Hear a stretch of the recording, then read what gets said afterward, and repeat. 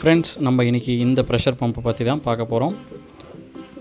இந்த pressure pump பார்த்திங்கன்னா நம்மளுக்கு ஒரு ஷவர் ஆர் ஒரு வாஷிங் மிஷின் எனி ஒரு டேப்புக்கு வந்து நம்ம 1 பார் ப்ரெஷரில் நம்ம யூஸ் பண்ண முடியும். ரொம்ப சின்னதாக ரொம்ப காம்பேக்டாக வருது. இதுக்குள்ளே பார்த்திங்கன்னா இதுக்கான ஆக்சஸ் சர்வீஸ் கொடுத்துருக்காங்க. ரொம்ப சின்னதாகவே தான் இருக்குது. பட் வெயிட்டு பார்த்திங்கன்னா எப்படியும் ஒரு 2 கிலோஸ் 3 கிலோஸ் இருக்கிற மாதிரி இருக்குது. கொஞ்சம் வெயிட்டாக தான் இருக்குது.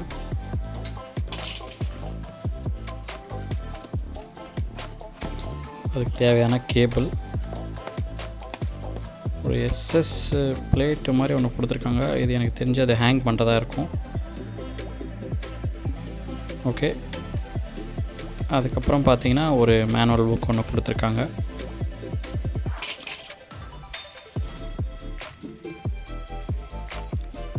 இதுக்குள்ளே வந்து நம்ம எப்படி பம்ப் இன்ஸ்டால் பண்ணுன்றது நம்மளுக்கு சொல்லியிருக்காங்க.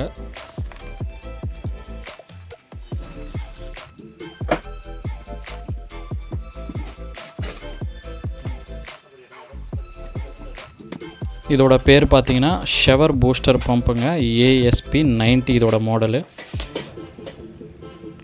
இதோட இன்லெட் அவுட்லெட் பார்த்தீங்கன்னா நம்மளுக்கு இங்கே ஒரு ஏரோ மார்க் கொடுத்துருக்காங்க. இந்த ஏரோ மார்க் அப்படின்னா அப்போ கீழே வந்து செக்ஷன் வரும். நம்ம பம்புக்கு வந்து இன்லெட்டு, மேலே வந்து அவுட்லெட்டு, ப்ரெஷர் வந்து மேல் பக்கம் தான் நம்மளுக்கு பில்டப் ஆகி வரும். ஓகே ஃப்ரெண்ட்ஸ், சைட்டில் பார்த்தீங்கன்னா ப்ரெஷர் வந்து இந்தளவு தான் வந்துட்டுருக்கு. இது ஒரு வாஷிங் மிஷினுக்கான இன்லெட் ஓஸு. இதில் பார்த்தீங்கன்னா ரொம்ப ஸ்லோவாக வரனால நம்மளோட வாஷிங் மிஷின் வந்து ஒர்க் ஆக மாட்டேங்குது, டேப் சிம்பிள் வந்துட்டுருக்குன்னு சொல்லி எனக்கு கம்ப்ளைண்ட் பண்ணியிருந்தாங்க. அந்த இடத்துல நான் இந்த பம்பை வந்து ரெக்கமெண்ட் பண்ணேன். இந்த இடத்துல இந்த பம்பை வந்து இன்ஸ்டால் பண்ண போகிறேன்.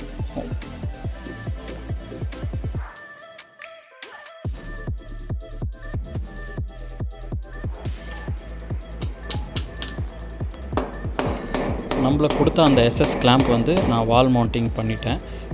என்கிட்ட ட்ரில்லிங் மிஷின் இல்லாதனால நான் கான்க்ரீட் ஆணி வச்சு இது பண்ணியிருக்கேன். உங்கள்கிட்ட ட்ரில்லிங் மிஷின் தான் நீங்கள் கரெக்டாக வந்து ஸ்க்ரூ பண்ணிக்கோங்க. அப்புறம் பம்பு வந்து நான் ஏரோ மார்க் மேலே வர மாதிரியும் டெலிவரி வந்து மேலே வர மாதிரியும் நான் வந்து அந்த ஆக்சஸ் சர்வீஸ் அதில் வந்து நட்டு வச்சு நான் டைட் பண்ணேன். அந்த நட்டோட சைஸ் வந்து பெருசாக இருக்கிறனால அந்த ஹோல்ஸ் வழியாக அது உருவாகாமல் இருந்தது. கரெக்டாக அதுக்கான சைஸ் இருந்து. பட் இது கூடயே இன்னொரு SS நமக்கு ஹோல்டர் ஒன்று கொடுத்துருந்தாங்கன்னா கரெக்டாக இருந்திருக்கும். பாட்டம்லேயே ஒன்று கொடுத்துருந்தாங்கன்னா கரெக்டாக இருந்திருக்கும். இந்த டேப்பிங்லேருந்து தான் நான் வந்து பம்புக்கு இன்லெட் வாட்டர் வந்து நான் கொடுக்க போகிறேன். இதில் டைரெக்டாக நான் கனெக்ஷன் ஓஸு கொடுக்க முடியாதனால இதில் வந்து ஒரு 1/2 இன்ச்சு SS எக்ஸ் நிப்பல் வந்து நான் இதில் டைட் பண்ணிகிட்டு இருக்கேன். பேர் நிப்பல் வந்து இதில் டைட் பண்ணிகிட்டு இருக்கேன். இது டைட் பண்ணிவிட்டு இது வழியாக நம்ம வந்து கனெக்ஷன் ஓஸ் கொடுத்து பம்புக்கு வந்து இன்லெட்டாக கொடுக்க போகிறோம்.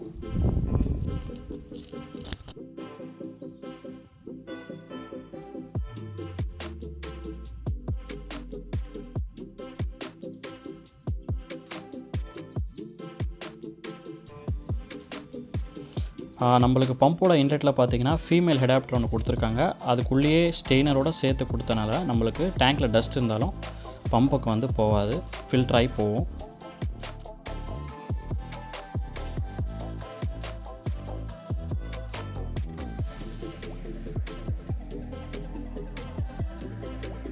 பம்போட அவுட்லெட் பார்த்தீங்கன்னா 1/2 இன்ச்சு.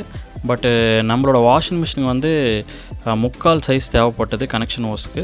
அதனால நான் ஒரு SS புஷ் வந்து 1/2 வந்து புஷ் வாங்கிட்டு வந்து டைட் பண்ணியிருக்கேன்.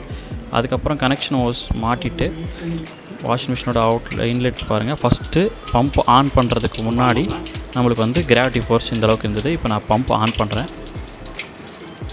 பம்ப் ஆன் பண்ணிவிட்டு அதில் பார்த்தீங்கன்னா ஆட்டோ மேனுவல்னு இருக்கும். நீங்கள் வந்து மேனுவலாக வச்சுருங்க.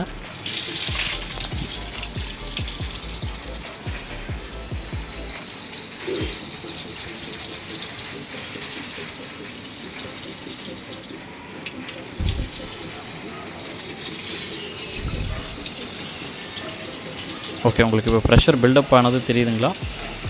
ஸ்டார்டிங் ரொம்ப ஸ்லோவாக இருந்தது. இப்போ உங்களுக்கு நல்ல ப்ரெஷராக வந்து தண்ணி அடிச்சிட்ருக்கு.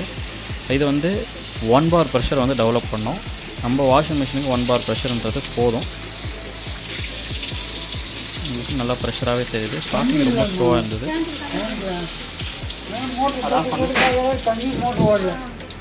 மோட்டர் ஆஃப் ஆகிடும். தண்ணி வரலன்னா மோட்டர் ஆஃப் ஆகிடும். சரியா?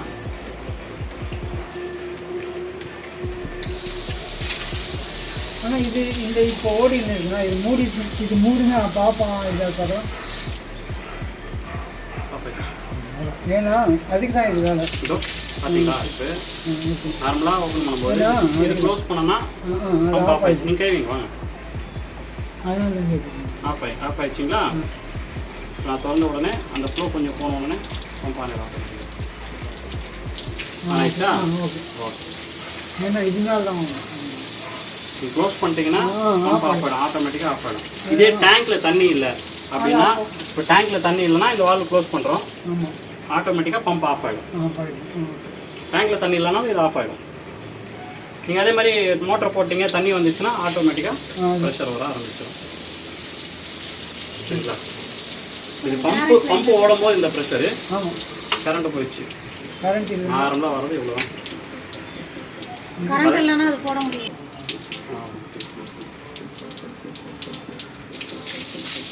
ஆச்சுங்களா? கரண்ட் போயிடுச்சுன்னா கரண்ட் வந்த உடனே நீங்கள் மிஷின் யூஸ் பண்ணுறீங்கன்னா அந்த ப்ரெஷர் இருக்கணும் வந்துட்டே இருக்கும். சரிங்களா? அதே மாதிரி வாஷிங் மிஷின் வந்து தண்ணி தேவை இருக்கும்போது எடுத்துக்கும், மற்ற டைம் ஆஃப் பண்ணிடும். இது ஆஃப் ஆகிடுச்சும்போது பம்ப் ஆஃப் ஆகிடுச்சு. மறுபடியும் நீங்கள் திறந்தா தண்ணி யூஸ், இது வழியாக தண்ணி வந்தால் மட்டும்தான் பம்ப் ஆன் ஆகும். ஓகேங்களா? ஆனால் டேங்க் எப்பவுமே தண்ணி ஃபுல்லாக வச்சுக்கணும்.